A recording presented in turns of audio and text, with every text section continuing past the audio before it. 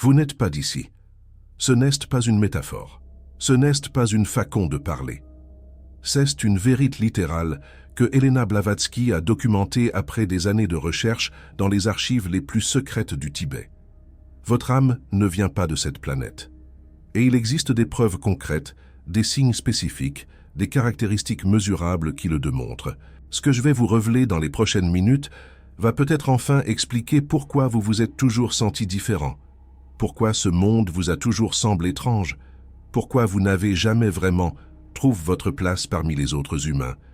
Avez-vous déjà eu cette sensation profonde, persistante, impossible à ignorer, que vous n'appartenez pas à ce monde? Pas dans le sens poétique ou mélancolique, mais dans le sens littéral, comme si vous aviez été de pause ici par erreur, comme si quelque part, très loin, il y avait un endroit où vous seriez enfin chez vous. Cette sensation vous accompagne peut-être depuis l'enfance. Vous l'avez peut-être cachée, refoulée, essaye d'oublier, mais elle revient toujours. Elle revient parce qu'elle est vraie. Et dans les prochaines minutes, vous allez enfin comprendre pourquoi. Elena Blavatsky a passé des décennies à étudier les âmes qui ne sont pas originaires de la Terre. Dans les monastères secrets du Tibet, elle a eu accès à des connaissances millénaires sur les différentes origines des âmes incarnées sur cette planète. Les maîtres lui ont révélé que la majorité des humains ont des âmes relativement jeunes, des âmes qui ont évolué principalement dans le système solaire terrestre. Mais il existe une minorité, peut-être 3 à 5% de la population, dont les âmes viennent d'ailleurs, de très loin ailleurs. Les maîtres appelaient ces êtres les semences stellaires, ou les voyageurs cosmiques. Ce sont des âmes qui ont vécu la plupart de leurs incarnations dans d'autres systèmes solaires, sur d'autres planètes, dans des civilisations dont nous ne pouvons même pas imaginer la nature. Elles sont venues sur Terre pour des raisons spécifiques, souvent pour aider l'humanité dans des moments cruciaux de son évolution. Et elles portent en elles des caractéristiques qui les distinguent clairement des âmes terrestres. La première preuve, et peut-être la plus fondamentale, est ce sentiment constant de ne pas appartenir. Les âmes terrestres se sentent généralement à l'aise sur cette planète. Même quand leur vie est difficile, même quand elles souffrent, elles ont un sentiment fondamental de connexion avec ce monde. Les âmes cosmiques n'ont pas ce sentiment. Elles regardent le monde autour d'elles avec un mélange d'étonnement et d'incompréhension. Pourquoi les humains font-ils cela? Pourquoi cette violence, cette cupidité, cette destruction? Pour une âme qui vient de civilisations avancées, le comportement humain est souvent choquant et incompréhensible. La deuxième preuve est une fascination profonde pour l'espace, les étoiles, le cosmos. Les âmes cosmiques lèvent les yeux vers le ciel nocturne et ressentent quelque chose que les autres ne ressentent pas. Une nostalgie, un appel, un sentiment de reconnaissance. Elles regardent certaines constellations et ressentent une familiarité qu'elles ne peuvent pas expliquer. Certaines ont l'impression de savoir exactement d'où elles viennent, même si cette connaissance semble irrationnelle à leur mental conscient. Blavatsky note dans ses écrits que ces âmes ont souvent des rêves récurrents de voyages spatials, de planètes étrangères, de civilisations non humaines. Ces rêves ne ressemblent pas aux rêves ordinaires. Ils sont extrêmement vivides, cohérents, et portent une charge émotionnelle particulière. Au réveil, la personne ressent une profonde mélancolie, comme si elle avait été arrachée à quelque chose de précieux. La troisième preuve est une sensibilité extrême aux énergies. Les âmes cosmiques perçoivent des choses que les autres ne perçoivent pas. Elles sentent l'atmosphère d'un lieu desquels y entrent. Elles détectent les mensonges intuitivement. Elles sont affectées physiquement par les émotions des personnes autour d'elles. Cette hypersensibilité est souvent vécue comme un fardeau dans un monde aussi dense et chaotique que la Terre. Beaucoup d'âmes cosmiques passent leur vie à essayer de se protéger des énergies qui les assaillent. Les maîtres ont expliqué à Blavatsky que cette sensibilité vient du fait que ces âmes ont évolué dans des environnements beaucoup plus subtils. Sur leur planète d'origine, la communication télépathique était normale. Les émotions étaient partagées ouvertement. La manipulation et le mensonge étaient impossibles parce que tout était transparent. Quand ces âmes arrivent sur Terre, elles gardent cette capacité de perception, mais elles sont soudain exposées à toute la lourdeur et la négativité de ce monde. La quatrième preuve est un sentiment profond d'avoir une mission. Les âmes cosmiques ne sont pas venues sur Terre par hasard ou par curiosité. elles sont venues pour une raison. Même si elles ne savent pas exactement quelle est cette raison, elles portent en elles la certitude qu'elles doivent accomplir quelque chose d'important. Cette mission peut être grandiose ou apparemment modeste. Certaines sont venues pour changer le cours de l'histoire. D'autres sont venues simplement pour ancrer une certaine fréquence de lumière dans la grille énergétique terrestre. Blavatsky a révélé que beaucoup de grands innovateurs, artistes, scientifiques et leaders spirituels de l'histoire étaient des âmes cosmiques. Leur contribution semblait venir de nulle part parce qu'elles venaient effectivement d'ailleurs. Ils apportaient sur Terre des connaissances et des visions qu'ils avaient acquises dans d'autres systèmes, dans des civilisations plus avancées. La cinquième preuve est une difficulté chronique à s'intégrer socialement. Les âmes cosmiques ont du mal avec les conventions sociales terrestres. Elles ne comprennent pas les hiérarchies artificielles, les jeux de pouvoir, les masques sociaux. Elles préfèrent les relations authentiques et profondes aux interactions superficielles. Elles ont souvent peu d'amis, mais des connexions très intenses avec ceux qu'elles choisissent. Les foules les épuisent. Les conversations banales les ennuient profondément. Les maîtres ont dit à Blavatsky que ces âmes trouvent souvent refuge dans la nature. Les arbres, les animaux, les océans, les montagnes leur parlent d'une manière que les humains ne peuvent pas. Dans la nature, elles retrouvent quelque chose de la fréquence de leur monde d'origine. Elles peuvent respirer, se recharger, retrouver leur équilibre. La sixième preuve est une mémoire fragmentaire de vie non terrestre. Les âmes cosmiques ont parfois des flashs, des visions, des souvenirs qui ne correspondent à aucune époque ou lieu terrestre. Elles voient des paysages impossibles, des architectures non humaines, des êtres de formes étranges. Ces mémoires surgissent souvent pendant la méditation, les rêves ou des moments de conscience altérés. Elles sont accompagnées d'une émotion intense, souvent de nostalgie ou de tristesse. Blavatsky elle-même avait accès à ce type de mémoire. Elle décrivait des visions de civilisation sur d'autres planètes, des rencontres avec des êtres non humains, des voyages à travers des dimensions de réalité que notre science ne reconnaît pas. Les maîtres lui en confirment que ces visions n'étaient pas des fantasmes, mais des souvenirs réels de son âme. La septième preuve est une incompréhension fondamentale de la violence et de la cruauté. Les âmes cosmiques ne comprennent pas comment les humains peuvent se faire du mal les uns aux autres. La guerre, la torture, l'exploitation les choquent à un niveau profond. Ce n'est pas seulement de la compassion ou de l'empathie. C'est une incompréhension totale. Comment est-ce possible? Comment des êtres conscients peuvent-ils infliger délibérément de la souffrance? Sur leur monde d'origine, de tels comportements étaient inconcevables. Cette incompréhension les rend souvent vulnérables. Elles ont du mal à imaginer que quelqu'un pourrait leur vouloir du mal. Elles font confiance trop facilement. Elles sont souvent victimes de manipulateurs qui exploitent leur nefte cosmique. La huitième preuve est une attirance naturelle pour la guérison et la transformation. Les âmes cosmiques sont souvent attirées par les professions de soins, les thérapies alternatives, le développement personnel, la spiritualité. Elles veulent aider, guérir, transformer. Ce n'est pas un choix conscient mais une impulsion profonde qui vient de leur mission incarnée. Beaucoup d'âmes cosmiques sont des guérisseurs naturels sans jamais avoir suivi de formation. Leur simple présence apaise les autres.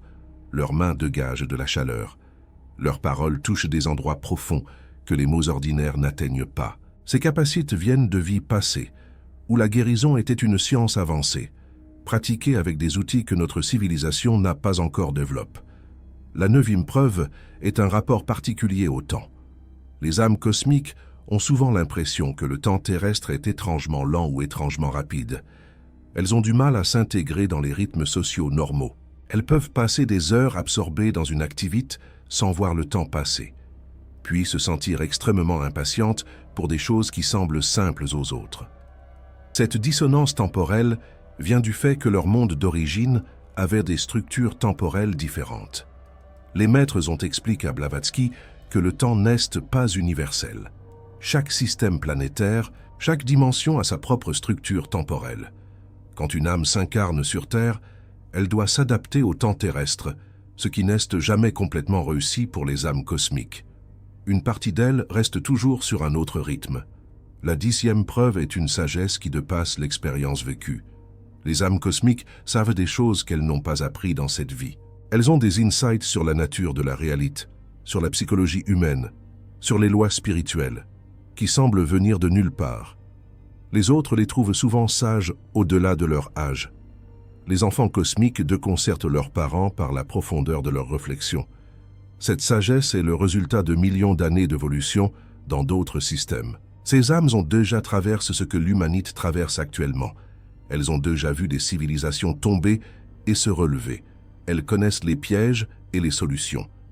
Et même si cette connaissance n'est pas directement accessible à leur conscience, elle influence toute leur perception et leurs choix.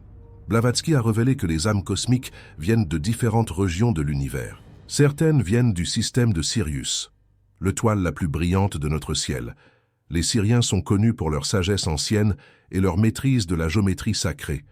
Ceux qui viennent de la Porte, souvent une fascination pour les structures, les patterns, les formes parfaites.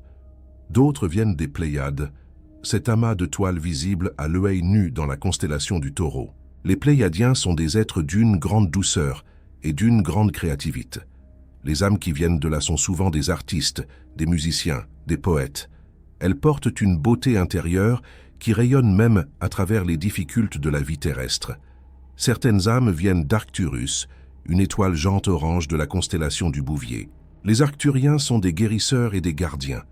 Les âmes arcturiennes sont attirées par les thérapies, la protection des autres, le maintien de l'équilibre. Elles ont souvent un sens profond de la responsabilité. Il y a aussi des âmes qui viennent d'Andromède, la galaxie voisine de la Voie lactée. Ces âmes sont parmi les plus anciennes et les plus évoluées. Elles portent une vision cosmique qui dépasse les limites de notre galaxie. Elles voient dans les grands cycles, les vastes patterns, les destinées de civilisations entières. Les maîtres ont dit à Blavatsky que peu importe l'origine spécifique, toutes les âmes cosmiques partagent certaines caractéristiques. Elles sont toutes venues sur Terre volontairement. Personne ne les a forcées. Elles ont choisi cette mission difficile par amour pour l'humanité et par désir de contribuer à son évolution. Ce sacrifice mérite d'être honoré. Mais le voyage sur Terre n'est pas facile pour ces âmes.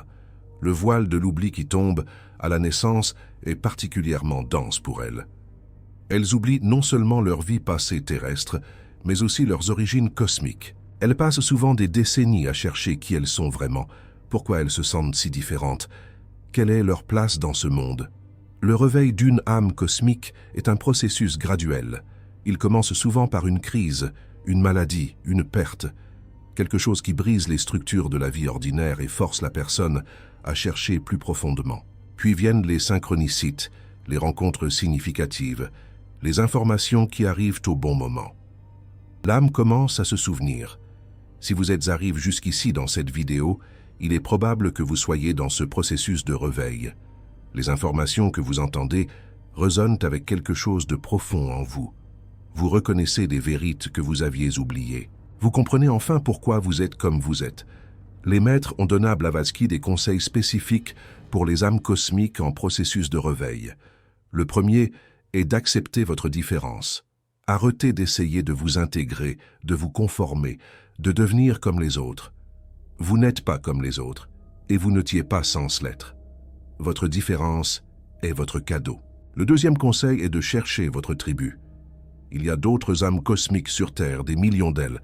Elles cherchent aussi. Quand vous les trouverez, vous reconnaîtrez immédiatement la familiarité.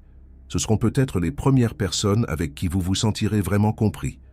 Le troisième conseil est de vous reconnecter à votre origine. Passez du temps à regarder les étoiles. Méditez sur votre système d'origine si vous le connaissez. Demandez à recevoir des messages de vos guides cosmiques. La connexion est toujours là, même si elle a été voilée par l'oubli terrestre. Le quatrième conseil est d'activer votre mission.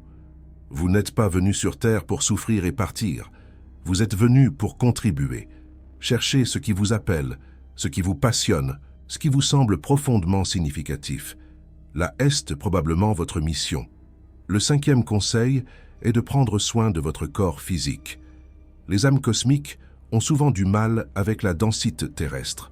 Leur corps peut être fragile, sensible, sujet à des maladies étranges. Nourrissez-le correctement. Protégez-le des énergies négatives. Donnez-lui le repos dont il a besoin. Blavatsky a également révélé que notre époque est particulière. Jamais autant d'âmes cosmiques ne se sont incarnées sur Terre simultanément. C'est parce que l'humanité traverse un moment crucial de son évolution. Les anciennes structures s'effondrent, de nouvelles possibilités émergent.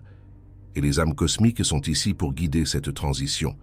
Vous n'êtes pas seul, vous n'êtes pas fou, vous n'êtes pas brise. Vous êtes exactement ce que vous êtes censé être. Une âme venue des étoiles, temporairement incarnée dans un corps terrestre, avec une mission à accomplir. Le fait que vous soyez arrive jusqu'ici dans cette vidéo est la preuve que votre réveil a commencé. Si vous sentez votre âme résonner avec ces paroles, YouTube vous offre une manière de rejoindre la constellation des âmes en éveil. Le Super Thanks, ce cœur d'or sous cette vidéo, n'est pas un simple geste. C'est ce que Elena appelait le signal de reconnaissance entre voyageurs cosmiques. Quand une âme venue des étoiles reconnaît une autre âme venue des étoiles, elle active un lien qui transcende les distances et les dimensions. Ce n'est pas le montant qui importe, c'est l'intention, c'est la reconnaissance d'âme à âme. Chaque Super Thanks renforce le ruisseau de lumière qui nous connecte tous à travers l'univers. Les maîtres ont dit à Blavatsky que les âmes cosmiques se souviendraient toutes au moment opportun. Le voile de l'oubli n'est pas éternel. Il se dissout progressivement à mesure que la Terre elle-même se lève en vibration. Un jour, vous vous souviendrez de tout, d'où vous venez, pourquoi vous êtes ici, quelle vie vous avez vécue dans des mondes lointains. Et ce jour-là, vous comprendrez que chaque souffrance, chaque confusion, chaque moment de solitude sur cette planète étrangère valait la peine. Si vous avez reconnu votre propre histoire dans ces paroles, je vous invite à partager dans les commentaires. Depuis quand savez-vous que vous n'êtes pas d'ici? Quel signe vous a révélé votre origine cosmique? De quelle région des étoiles sentez-vous que vous venez? Votre témoignage peut aider une autre âme cosmique, perdue et confuse, à se reconnaître enfin. Nous sommes venus des étoiles ensemble, et ensemble nous accomplirons ce pourquoi nous sommes venus.